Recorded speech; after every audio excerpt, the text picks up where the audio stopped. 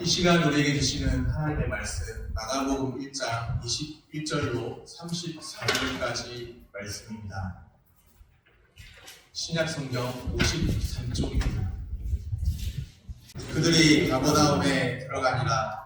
예수께서 곧 안식일에 회당에 들어가 가르치시길 무수 사람이 그의 교훈에 놀라니 이는 그가 가르치시는 것이 권위 있는 자와 같고 서기관들과 같지 아니함이러라. 마침 그들의 회당에 더러운 귀신 들린 사람이 있어 소리질러 이르되 나사렛 예수여 우리가 당신과 무슨 상관이 있나이까? 우리를 멸하러 왔나이까? 나는 당신이 누구인 줄 아노니 하나님의 거룩한 자이니이다. 예수께서 꾸짖어 이르시되 잠잠하고 그 사람에게서 나오라 하시니 더러운 귀신이 그 사람에게 경련을 일으키고 큰 소리를 지르며 나오는지라.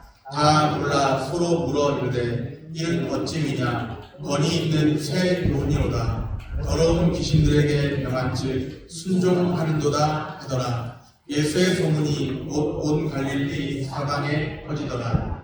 회당에서 나와 곧 야고보와 요한과 함께 시몬과 안드레의 집에 들어가시니 시몬의 장모가 멸병으로 누워있는지라. 사람들이 곧 그 여자에 대하여 예수께 여짜오되 나아가사 그 손을 잡아 일으키시니 열병이 떠나고 여자가 그들에게 수종되리라. 저물어 해질 때 모든 병자와 귀신 들린 자를 예수께 데려오니 온 동네가 그 문 앞에 모였더라. 예수께서 각종 병이 든 많은 사람을 고치시며 많은 귀신을 내쫓으시되 귀신이 자기를 알므로 그 말하는 것을 허락하지 아니하시니라. 아멘. 샬롬, 주님의 평강이 함께하기를 소원합니다. 성경을 읽다 보면 소위 기적에 관한 말씀들을 종종 봅니다. 예수님이 보리떡 5개, 물고기 2마리로 5,000명을 먹이는 사건이라든지 무리를 걸으신 사건이라든지 등등 많은 기적들이 있죠. 그런데 복음서의 관심은 기적에 있는 것이 아닙니다. 복음서는 기적이 가리키는 그 실체에 관심이 있습니다. 그러면 그 실체가 무엇일까요? 기적이 무엇을 가리키고 있는 것일까요? 예수 그리스도 안에서 도래한 하나님 나라입니다. 우리는 기적만 보는 사람들이 아니라 그 기적을 통해서 가리키고 있는 예수 그리스도 안에서 도래한 하나님 나라, 그 하나님 나라를 볼 수 있어야 합니다. 예수님이 행하신 기적, 예수 그리스도가 하나님의 아들이심을 보여줍니다. 그냥 단순히 기적만 볼 것이 아니라 그 기적을 행하시는 분이 바로 하나님의 아들 예수 그리스도라는 것을 우리는 알아야 합니다. 하나님의 아들이 이 땅에 오셨습니다. 이제부터는 전쟁입니다. 통치권 싸움입니다. 하나님 나라가 시작되었는데 누구의 통치를 받고 살아가느냐? 통치권 싸움입니다. 본격적으로 하나님 나라가 시작되었습니다. 예수님은 종종 회당을 활용하신 것을 보는데요. 예수님께서 안식일에 회당에 들어가 가르치셨죠. 22절 말씀입니다. 무수 사람이 그의 교훈에 놀라니 이는 그가 가르치시는 것이 권위 있는 자와 같고 서기관들과 같지 아니함이러라. 사람들은 예수님의 가르침을 듣고 놀랐죠. 옥수의 아들이라 생각했는데 가르치시는 것이 다르다는 것을 느낀 거예요. 예수님의 가르침은 권위 있는 자와 같았습니다. 서기관들, 당시에 율법학자인데요. 신학교 교수님 정도 생각하면 될까요? 당시에 그 율법학자, 서기관들과도 다른 가르침이었습니다. 예수님의 가르침은 권세 있는 새 교훈, 권위 있는 새 교훈입니다. 그리스도의 말씀을 듣는 자는 살아나는 생명의 역사가 있습니다. 믿으시기를 바랍니다. 아멘. 예수님은 하나님 나라를 선포하셨습니다. 때가 찼고 하나님 나라가 가까이 왔으니 회개하고 복음을 믿으라. 하나님 나라를 예수님이 선포하셨어요. 예수님이 하나님의 아들이 이 땅에 오셔서 말씀하신 다른 내용이 있는 것이 아니라 하나님 나라를 선포하셨습니다. 그런데 모두가 하나님의 나라, 하나님의 통치를 누리며 사는 것이 아니에요. 하나님 나라를 선포하셨고 하나님 나라가 시작되었다고 말씀하셨고 때가 찼고 하나님 나라가 가까이 왔으니 하나님 나라가 가까이 왔다고 말씀하시는데도 모두가 다 하나님 나라의 백성으로 사는 게 아닙니다. 그러면 누가 하나님 나라의 백성으로 사느냐? 회개하고 복음을 믿는 사람들입니다. 회개하고 복음을 믿는 사람들만이 그 은혜를 누립니다. 하나님 나라의 백성으로 살게 됩니다. 그러면 어떻게 회개와 믿음의 반응이 나타날 수 있을까요? 믿음은 어디에서 나는 것일까요? 믿음은 들음에서 나요. 그렇습니다. 믿음은 들음에서 나요. 아무거나 듣는다고 다 되는 것 아니죠. 믿음은 들음에서 나면 들음은 그리스도의 말씀으로, 잘 아시네요. 그리스도의 말씀. 믿음은 들음에서 나며 들음은 그리스도의 말씀으로 말미암습니다.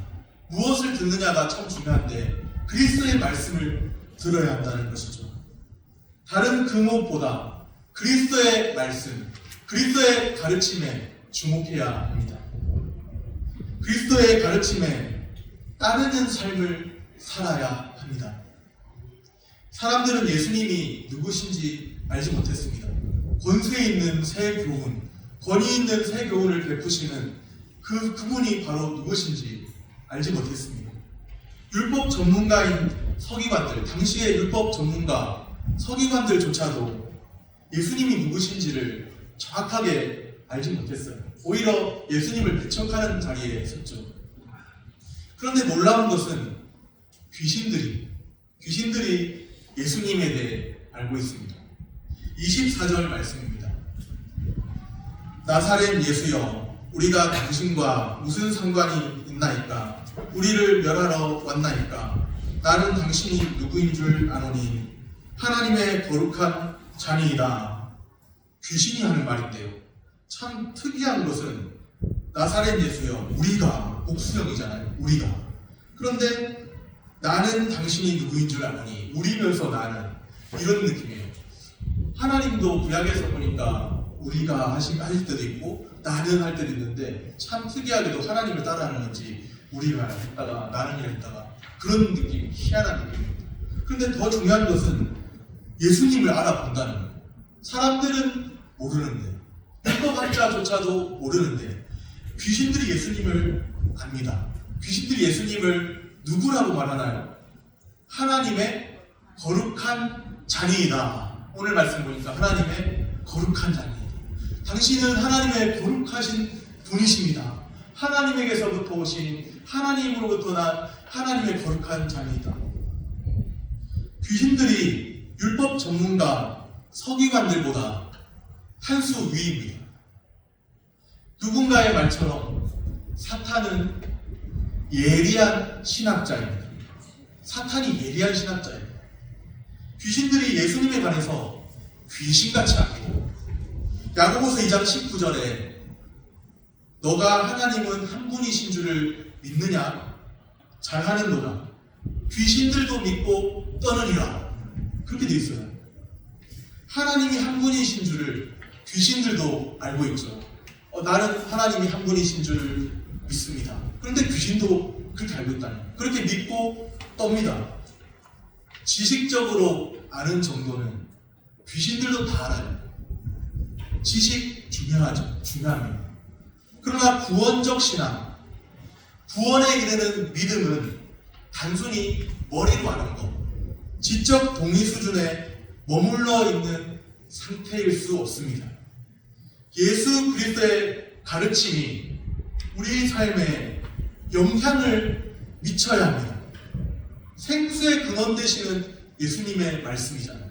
그 말씀이 우리 삶에 충격이 되고 영향으로 나타나고 영향력으로 나타나고 영향을 미쳐야 합니다.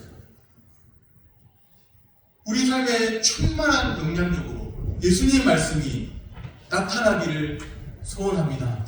아멘.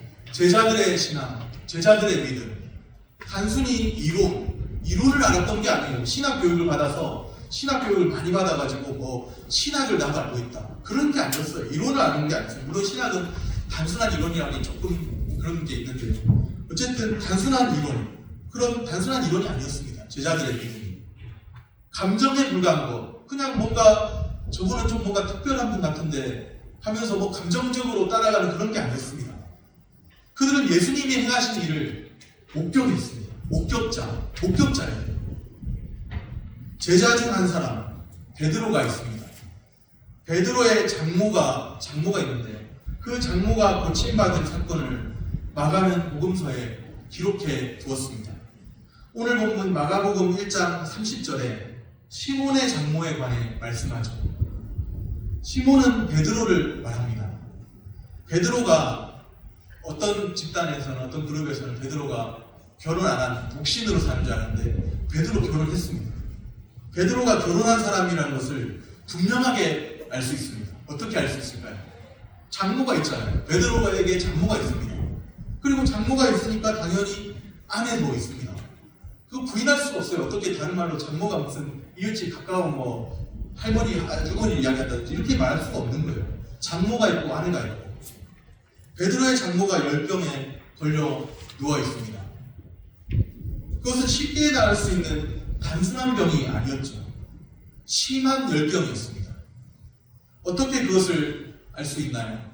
누가복음 4장 38절에 보면 의사 출신인 누가가 진단한 내용이 있습니다. 의사 출신 누가인데요. 그 누가가 어떻게 진단했나? 시몬의 장모가 중한 열병을 앓고 있는지라. 누가복음 4장 38절에 나오는 내용입니다. 중한 열병, 심한 열병을 앓고 있었습니다. 심각한 병에 걸려 누워 있었다는 것, 거동조차 불편할 정도로. 시몬의 장모가 열병으로 누워 있습니다. 예수님께서 그 모습을 보셨죠. 오늘 본문 마가복음 1장 31절입니다. 나아가사 그 손을 잡아 일으키시니 열병이 떠나고 여자가 그들에게 수종되니라. 아멘. 예수님께서 그 손을 잡아 일으키십니다. 심각한 열병에 걸려 누워있고 거동조차 불편했던 그 사람인데 예수님께서 그 손을 잡아 일으키세요. 손을 잡아 일으키시는 행위, 뭔가 특별한 행동 같지 않습니까? 내가 아플 때 누군가 와가지고 위로해주면서 그냥 말로만 하지 않고 내 손 꼭, 두 손을 꼭 잡아주고 그런 사람이 있으면 어떤 마음인가요? 손을 잡아 일으키시는 그 행위, 예수님의 그 사랑의 표현이에요. 꼭 일어나길 바란다고 격려하는 것 같은 그런 느낌. 예수님께서 손을 잡아 일으키시고 주님이 일어날 수 있다고 손을 잡아 일으키시니 열병이 떠나갑니다. 그 여인이 수종되었습니다. 예수님이 지금도 손을 잡아 일으키시기를 원하세요. 치유의 역사가 일어나는 그 현장인데 그 현장에 베드로가 있었습니다. 그의 장모가 고침받은 사건을 직접 목격했죠. 목격자. 베드로의 신앙은 단순히 이론이었거나 아니면 감정에 불과한 것이 아니었죠. 그는 보았습니다. 무엇을 보았나? 누구를 보았나? 치유하시는 예수 그리스도를 보았습니다. 손을 잡아 일으키시는 예수 그리스도를 보았습니다. 우리는 오늘 예배 가운데 하나님을 만나야 하는데 치유하시는 예수 그리스도를 만나야 합니다. 내 몸이 아플 때 나를 치유하시고 또 때로는 어떤 사람은 내 마음이 아플 때 그 내 마음을 치유하시고 나의 모든 상처를 치유하시고 우리의 참된 치료자 대신 예수 그리스도를 만나야 합니다. 지금도 주님이 우리의 손을 잡아 일으키려 하시지 않습니다. 우리는 그냥 다른 사람들은 믿음으로 반응 안 하는 것 같은데요. 나만 하는 것 같은데요. 그럴 필요 없이 주님이 내 손 잡고 일으키려 하시면 믿음으로 반응하면 됩니다. 긍휼히 여기시는 주님, 긍휼히 여기셔서 손을 잡아, 두 손을 꼭 잡고 손을 잡아 일으키시는 주님, 그 주님의 긍휼을 알고 긍휼히 여기시는 주님의 손길을 붙잡아야 합니다. 예배당에 같이 와 있어도 어떤 사람은 긍휼히 여기시는 주님의 말씀을 듣고 그 손을 붙잡기 원하는 갈망함이 있는데, 또 어떤 사람은 그냥 긍휼히 여기신 주님이 있나? 그러면서 그냥 한 귀로 듣고 흘려보내요. 예수님의 가르침이 내 삶에 역사하는 사람이 있고 그렇지 못한 사람도 있습니다. 오늘 우리 모두는 긍휼히 여기시는 그 주님의 손길을 붙잡는 은혜가 우리 가운데 있기를 소원합니다. 주님의 역사가 오래전에 끝났습니까? 성령님이 지금 일 안 하십니까? 코로나 이후에는 일 안 하십니까? 지금도 동일한, 어제나 오늘이나 동일한 성령님이시지 않습니까? 지금도 우리 주님은 살아계신 하나님 아니십니까? 문제는 나에게 있는 거예요. 하나님께 있는 것이 아니라 주님을 갈망하고자 하는 마음이 없는 나. 예배당에 나와도 습관을 쫓아 형식적으로만 나오지 주님의 긍휼을, 살아계신 하나님을 갈망하고자 하는 마음이 없는 나. 시편 기자가 그런 말씀을 하더라고요. 우리가 금요일마다 시편 말씀을 묵상하는데 42편에 보면 내가 살아계신 하나님을 갈망하나니 목마른 사슴이 시냇물을 찾기에 갈급함같이 내가 살아계시는 하나님을 갈망하나니, 살아계신 하나님 갈망하니까 나중에 어떻게 되는지 아세요? 그가 나타나 도우심으로 말미암아 내가 하나님을 여전히 나의 하나님을 찬송하리로다. 살아계신 하나님 갈망하면요, 주님이 나타나 도우심으로 말미암아 나의 하나님을 여전히 찬송하는 은혜가 있게 되는 줄로 믿습니다. 우리 가운데 그런 마음이 있어야 합니다. 예배당에 나왔는데 이게 없으면 안 되는 거예요. 살아계신 하나님을 갈망하는 마음, 오늘도 주님 나를 긍휼히 여겨주시고 하나님을 인격적으로 더 만나기 원합니다. 예배 가운데서 또 말씀과 직면하면서 살아계신 하나님을 더 인격적으로 갈망하고 만나고 주님이 나타나 도우심으로 말미암아 내가 나의 주 나의 하나님을 여전히 찬송하며 살겠습니다. 그런 마음의 고백이 나타나야 합니다. 오늘 우리 모두에게 주님의 긍휼히 여기시는 손길, 그 손길이 살아 역사하시며 지금도 우리와 함께 하신 것을 분명하게 보고 그 손길 붙잡는 은혜가 우리에게 있게 되기를 소원합니다. 예수의 소문이 순식간에 퍼졌습니다. 28절 말씀입니다. 예수의 소문이 곧 온 갈릴리 사방에 퍼지더라. 예수의 소문이 퍼진다니 너무나 기쁜 일이죠. 복음이 전파되고 또 주님의 교회를 통해서 복음의 진보가 나타나고 우리 교회도 그런 어떤 예수님이 전파되는 역사가 우리 교회를 통해서도 나타났으면 좋겠습니다. 예수의 소문이 퍼지니 사람들이 예수님을 찾아오겠죠. 어떤 사람 고침받았다 하더라. 중환병에 있었는데, 어떤 사람은 귀신이 들려 있었는데 우울증도 있고 막 불에도 뛰어들려가고, 그런데 야 귀신이 떠나갔다 하더라. 할렐루야 하니까 이렇게 예수님 앞에 오는 거예요. 그 소문을 듣고 살아계신 말씀이 역사한다. 그러니까 여기 이 교회, 주안교회 하나님의 성령에 뭔가 불길이 붙은 것 같다. 주변에 뭔가는 알지 못하지만 주변에서 봤을 때 여기 뭔가가 있는 것 같다. 뭔가 불이 붙은 것 같다.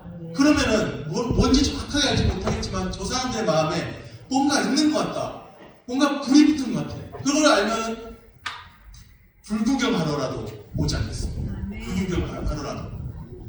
예수의 소문이 퍼지니까 사람들이 몰려듭니다. 32절 말씀입니다. 저물어 해질 때 모든 병자와 귀신 들린 자를 예수께 데려오니, 주님께 나오면 다 낫는다고 생각하니까 병자도 데려오고 귀신 들린 자도 데려오고 어느 누구나 오라 하면서 데려오고 그렇게 된 거예요. 사람들은 또 다른 사람들 예수님께로 데려왔습니다. 생명의 근원 되시는 예수, 치료자 되시는 예수님께로 데려왔습니다. 그분 앞에만 나가면 우리의 모든 문제 해결받는다 생각하면서 주님 앞에 나온 거예요. 모든 병자, 귀신 들린 자 예수님께 데려왔습니다.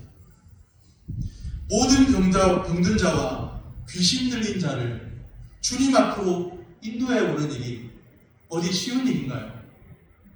중병에 걸려서 부정적인 생각에 휩싸여 버린 사람, 몸에 병이 있으니까 마음까지도 장애가 있게 되는 건지 어두운 생각에 사로잡혀 있는 사람, 나는 이제 잘 안 된다고 낙심하고 낭망한 사람, 그런 사람 주님 앞으로 데려오는 게 쉬운 일일까요?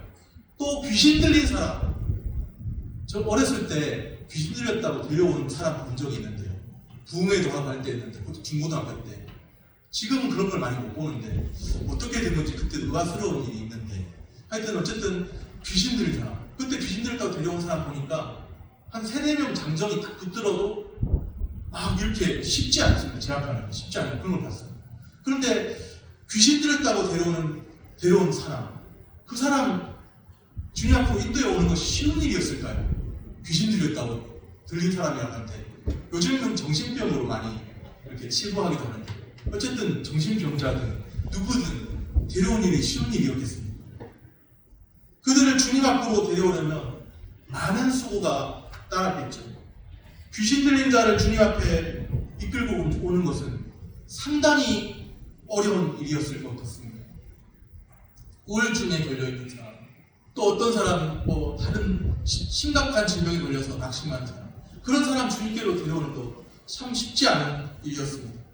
34절에 보면 예수께서 각종 병이 든 많은 사람을 고치시며 많은 귀신을 내쫓으시되 주님은 데려온 사람 외면하지 않으시고 한 사람 한 사람 고쳐주신 거예요. 해질 무렵까지. 주님이 낮에 활동하시지 않았겠습니다. 그런데 해질 무렵이 되도록 데려오는 사람 다 고쳐주시고 식사할 겨를도 없을 정도로 그렇게 한 사람 한 사람 치유해 주시고 고쳐주시고, 주님께 나오는 사람이라면 어느 누구라도 외면치 않고 고쳐주시고 치유해 주시고, 예수님께서는 각종 병이 든 사람들을 고쳐주셨습니다. 귀신들을 내쫓으셨습니다. 무엇을 보여주는 것일까요? 그냥 기적이 일어난 것, 이것만 볼 것이 아니라 여기서 우리는 무엇을 보아야 할까요? 이런 찬양이 있죠. 시작됐네 우리 주님의 능력이 나의 삶을 다스리고 새롭게 하네, 자유하네, 죄와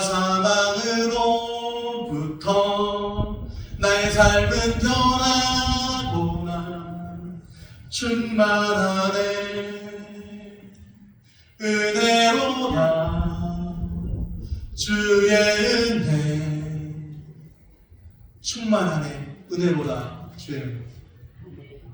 예수 그리스도 안에서 하나님 나라가 시작되었습니다.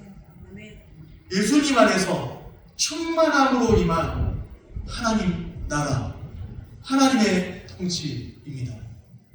주님께만 데려오면 그 병이 고침받는다는 것은 단순히 고침받고 나서 또 너는 너의 할 일을 하고, 그게 아니라 이제부터는 죄사함 받고 고침받고 주의 백성으로 살아가라는, 하나님의 통치 안에서 살아가라는, 이제는 진정한 참 하나님, 유일하신 참 하나님을 믿고 따르고 살아가라는 주님의 말씀입니다.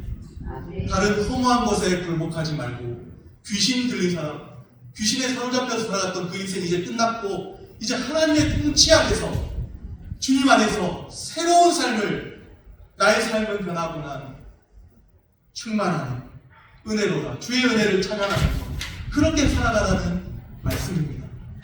이전에 예수 믿기 이전에 죄와 허물로 살았던 그 삶을 여전히 지속하고 반복하고 계속 또 반복하고 그렇게 해야 하겠습니다.